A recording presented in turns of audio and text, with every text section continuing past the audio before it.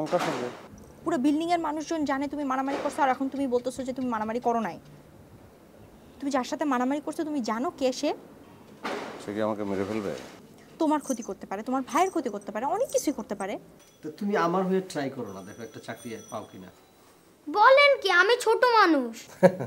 কে বলছে তুমি ছোট মানুষ? তুমি তো অনেক বড়, আমাদের তো ভালো তুমি বোঝো। তুই মিন্টুকে একটু বোঝাতে পারিস না? আমার এত বড় একটা ক্রাইসিস যাচ্ছে, এই সময়টা কেউ বসে থাকা উচিত। একটা কিছু করার চেষ্টা করবে না? শুয়ে বসে আছেন, এটা যে আপনার খুব ভালো লাগছে আমি তাও বলবো না। এটা আসলে এক ধরনের নেশার মতো, সিগারেট করদের মতো। যেমন সিগারেট ঠিক ভালোও লাগে না, কিন্তু টানার অভ্যাস হয়ে গেছে, না টেনে পাচ্ছে না। আমার মেয়ে শিখি আমার সঙ্গে কথা বলে না।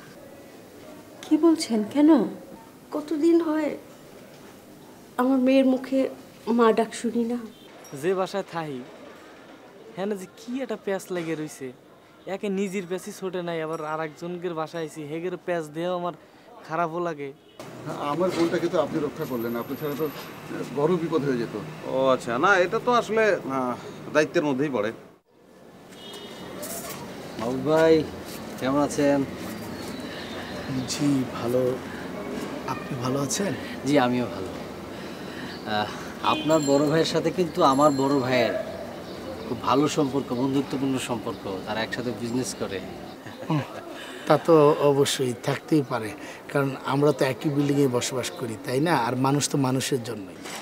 আপনার সাথে কিন্তু আমার একটা ওরকম সম্পর্ক হতে পারে, ঠিক না? আমরা কিন্তু একসাথে অনেক কাজ করতে পারি। আসলে মানুষের বিপদ আপদে মানুষই এগিয়ে যায়, তাই না? আসলে আমরা একটা বিজনেস করি। আসলে দেখেন, বিজনেসটা তো আমার জন্য না, আমার ভাইজান আছে না জহির ভাইয়ের জন্য।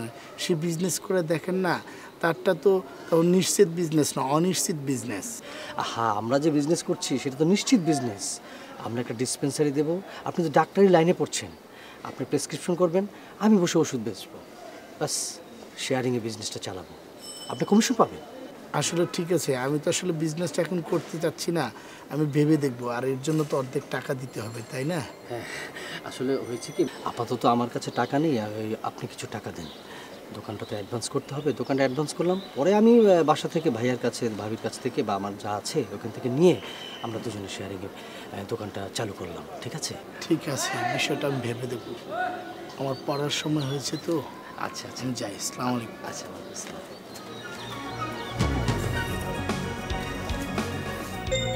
বিসি, হ্যাঁ বিসি।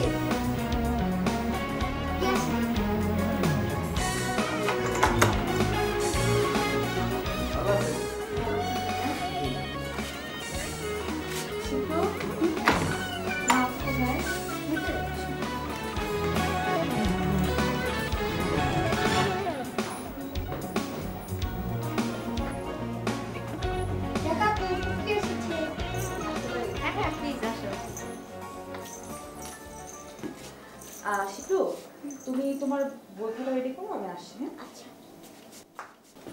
কি খবর? এই তো ভালো, বসো। কি আমি আসলে সাহস করে তোমাকে দু একটা কথা বলতে এসেছি।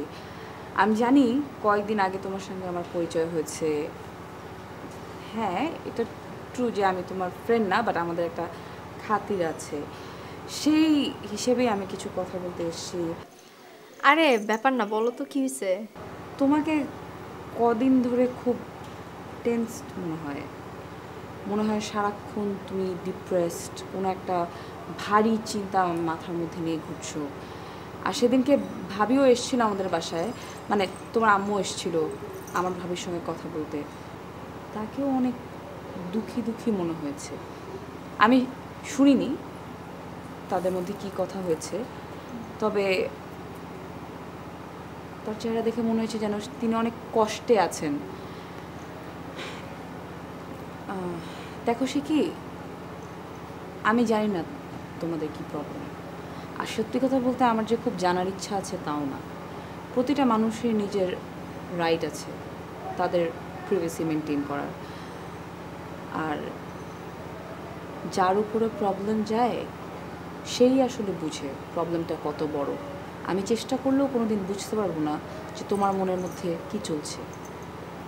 তবুও একজন ওয়েল উইশার হিসাবে একটা সাজেশন দিতে এসেছি। যত বড়ই প্রবলেম হোক না কেন, প্রবলেমকে একসেপ্ট যত তাড়াতাড়ি করা যায় তত তাড়াতাড়ি ওটার সলিউশন বের হয়ে যায়। লাইফ কখনো কোনো প্রবলেমের জন্য থেমে থাকে না। বাস, আর কিছু বলতে চাই না। প্লিজ মাইন্ড করো না তুমি। No, it's okay, thanks.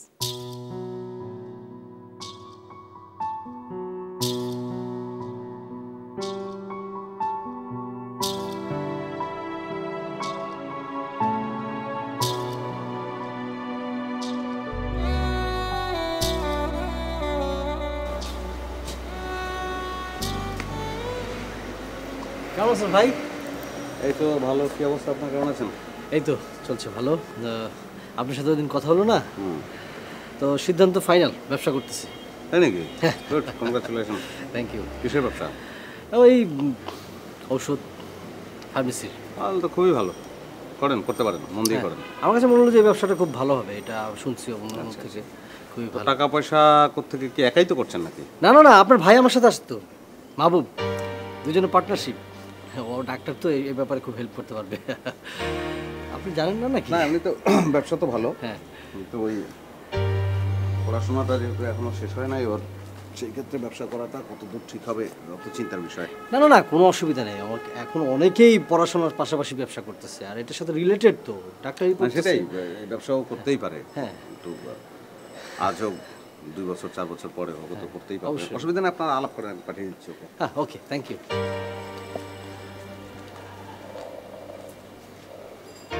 বাবু,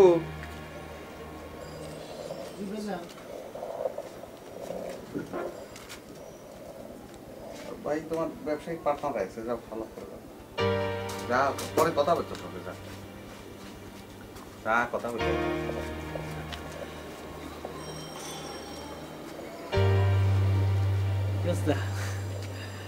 ভালো আছেন? আমি তো ফাইনাল করে ফেলছি ব্যবসা, মোটামুটি সবার সাথে কথা বলছি এবং দোকান একটা পছন্দ করছি, ফাইনাল। তো আপনার টাকার কী অবস্থা? আমি কিন্তু ভাইজান, হ্যাঁ, আপনাকে তো আমি ফাইনাল কথা দিইনি, আমি বলেছি ভেবে দেখবো ব্যবসাটা। এই কথাটি কি আমার ভাইজানকে বলেছেন আপনি? হ্যাঁ, আমি বলে দিলাম। আপনি তো মানে নীরব থেকেছেন, আমি তো মনে করেছি যে মানে নীরবতা মানেই তো সম্মতির একটা লক্ষণ। সেটা ঠিক আছে, কিন্তু এটা আপনি ভাইজানকে বলেছেন? তো অসুবিধা কি? প্লিজ আপনি এখন যান, এই বিষয়ে একটু পরে কথা বলবো আপনার সাথে, পরে বলবো, আজকে না। কেন? আমি প্লিজ প্লিজ প্লিজ। না, কেন মানে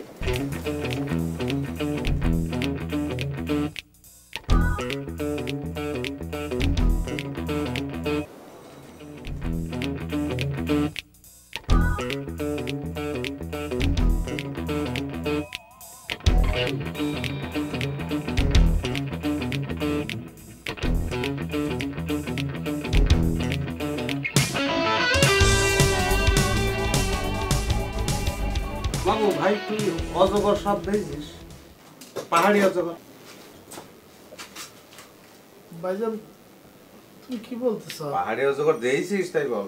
দেখবো না কি জন্য, টেলিভিশনে অনেক দেখেছি। আরে ছাগলের বাচ্চা, শাক শিশু দেখছিস? দেখবো না কি জন্য, সেটাও তো দেখেছি। তাহলে তো খুবই ভালো, করে বোঝাতেই সমস্যা হয় না, সুবিধা হবে। আর তুই হচ্ছিস ওই শাক শিশু, সে বড় করে নিঃশ্বাস টানবে, তুই ওর পেটের মধ্যে ঢুকে যাবি, আর কিন্তু বাড়াতে পারবি। কিন্তু ভাইজান তুমি বিষয়টা ভুল বুঝেছ।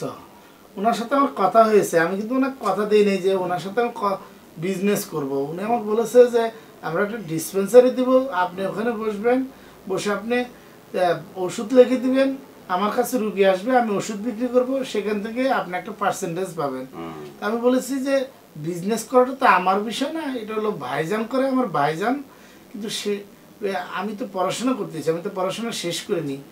ভাইজান বিজনেস করে, কিন্তু সেটা তো নিশ্চিত বিজনেস না, অনিশ্চিত বিজনেস। ভাইজান আমাকে তুমি ভুল বোঝে না।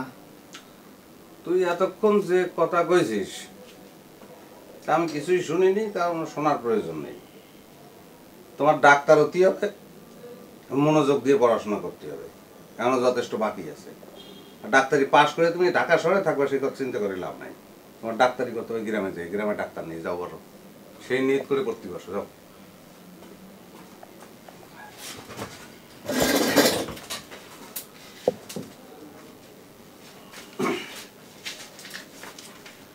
Nerve supply. ভাইজান তুমি আমার ভুল বুঝো না, আমি কিন্তু ব্যবসা করতে চাইনি। ভুল বুঝিনি আর ব্যবসা করা তো খারাপ কিছু না, তো করতেই পারিস, যে কোনো লোক করে। ব্যবসা কি খারাপ কিছু নাই, আর কোনো খারাপ ব্যবসা তো না, সব ঠিক আছে, কিন্তু তোমার পড়াশোনা করতে হবে। কর। Nerve supply of the conditional muscles, all conditions of পর পড়ে যা। ভাইজান ওই খাওয়ার টাইম হয়েছে, চলো একসাথে খেয়ে নিই, তারপর আমরা পড়বো নি।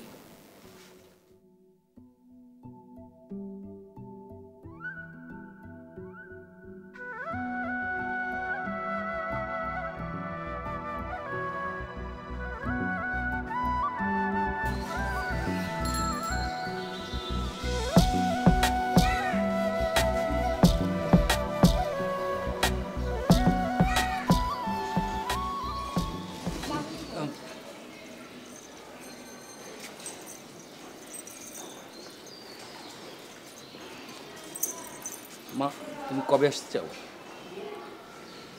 জানি না, এখনো ঠিক করি। তুমি কনফার্ম আসবা? বাসায় এই ব্যাপারে কারোর সাথে আলোচনা করেছো? না, এখনো ওইভাবে আলোচনা করা হয়নি। বাসায় আলোচনা করলে তোমাকে আসতে দিবে তো? আমি আসলে এখনো কিছু জানি না, দেখি কি হয়। দেখো, যেটা ভালো মনে করো সেটা করো। এত বছর একা ছিলাম তো, এখন তুমি আসবা এটা শুনে আমার এত ভালো লাগতেছে। তোমাকে অনেক মিস করি মা।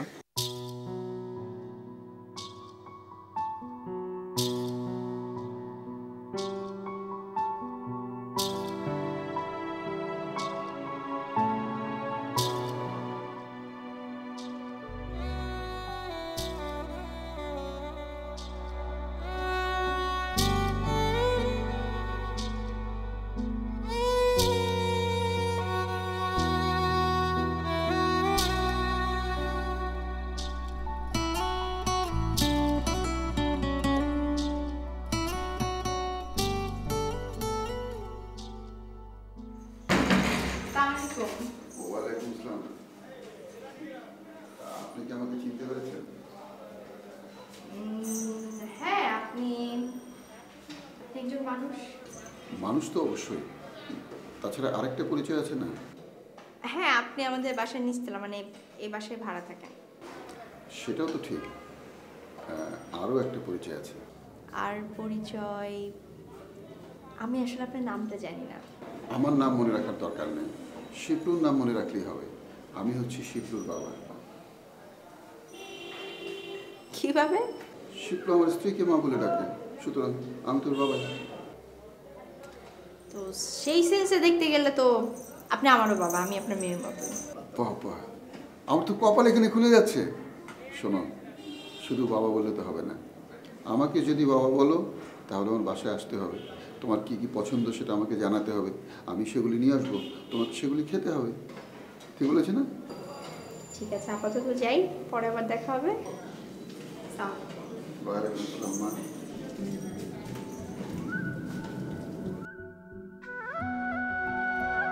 শিবলু, শিবলু,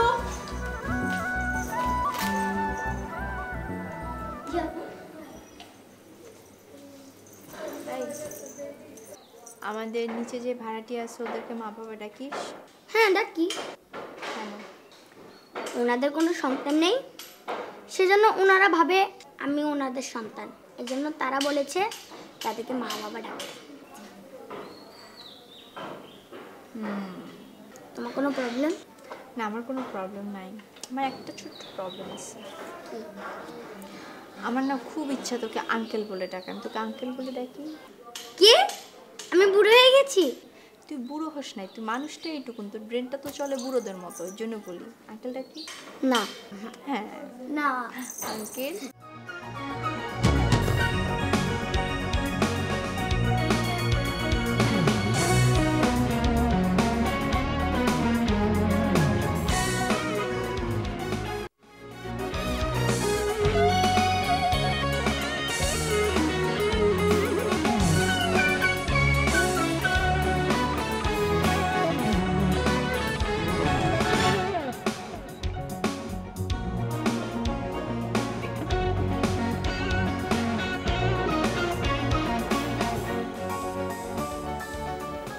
ভাইজান সালাম আলাইকুম। ওয়ালাইকুম আসসালাম। একটা কথা বলতাম আর কি। কি কথা বলেন? ভাইজান আপনি তো চাকরি বাকরির জন্য অনেক বলেন এবং আপনার ধারণা যে আমি চাকরি করতে চাই না বা চাকরি পাচ্ছি না, এই জন্য আমি কোনো কাজ করার জন্য সিদ্ধান্ত নিয়েছি।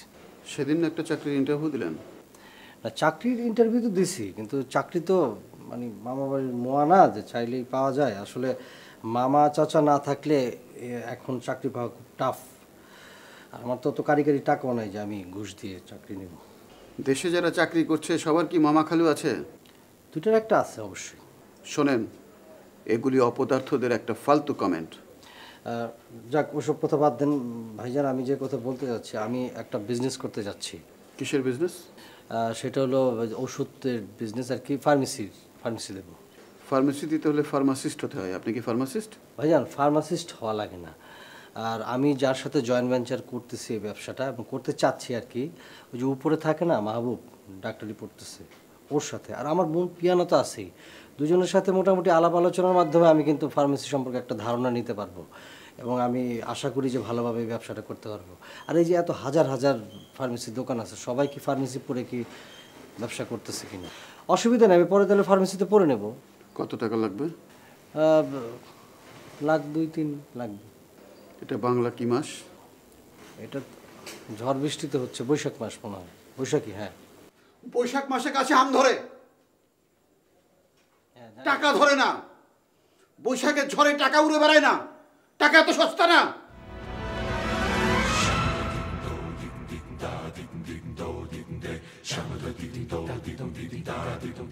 চাকরি করতে বলে ইন্টারভিউ দেই, সেখানে না হলেও ঝামেলা, টাকা লাগে, সেখানে টাকাও দিবে না।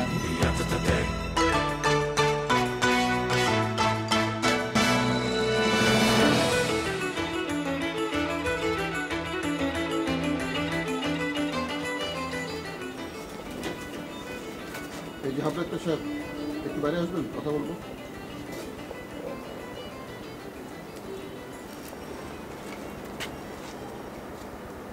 আপনার আমার ছোট ভাই মিলে নাকি ওষুধের দোকান দিচ্ছেন, কি করে সম্ভব এটা? জি না ভাইজান, উনি আমাকে এসে বললো যে একটা ফার্মেসি দিতে পারলে ওনার উপকার হবে। আমরা দুজনে অর্ধেক অর্ধেক ইনভেস্ট করব, উনি ফার্মেসির মালিক হবেন আর আমি ভিতরে বসে প্রেসক্রিপশন দিব, সেটা অনুসারে সে রুগীদেরকে ওষুধ দেবে। তাহলে দুজনের একটা লাভ থাকবে। আপনি কি করে প্রেসক্রিপশন দেবেন? আপনি তো 4th ইয়ারে পড়েন। 4th ইয়ার 1 বছর, 5th ইয়ার 1 বছর, ইন্টার্নে 1 বছর। আপনি প্রেসক্রিপশন করবেন 3 বছর পর। 3 বছরও কি করবে? না ভাইজান, আমি তো 3 বছর পরে ওখানে বসবো, তার আগে অন্য একটা ডাক্তার বসবো ওখানে। দোকানের লাইসেন্সটা কার নামে হবে? একজন ডাক্তার দরকার অথবা একজন ফার্মাসিস্ট দরকার। আমার ছোট ভাইকে একজন ফার্মাসিস্ট, ওর কি সে ট্রেনিং আছে? কিন্তু উনি তো বলেছে সেটা সে পারবে। শোনেন, আসলে আপনাদের কোনো কিছুর প্রস্তুতি নেই। টাকা কি করে নেবেন সেই প্রস্তুতিটুকু শুধু নিয়েছেন। বিষয়টা একটু ভেবে দেখুন। আমি শেয়ার ব্যবসায় যে একটা বিরাট লোকসানে আছি, আপনারা দুজন মিলে আমাকে আরেকটা লোকসানে যাবার পথ প্রশস্ত করছেন। সরি ভাইজান, আমি আসলে এইভাবে ভাবিনি। উনি আমাকে বললো যে ফার্মেসি দিতে পারলে ওনার উপকার হবে, সেই জন্য আমি বলেছি যে আমি ভেবে দেখব বিষয়টা। আপনি মেডিকেলে পড়েন, আশা করি আপনার মাথায় বুদ্ধি আছে। আমার গাধা ভাইটার কথা চলবেন না, তার সঙ্গে চলে আমাকে বিপদে ফেলবেন না, ঠিক আছে? আচ্ছা, থ্যাংক ইউ। Thank you.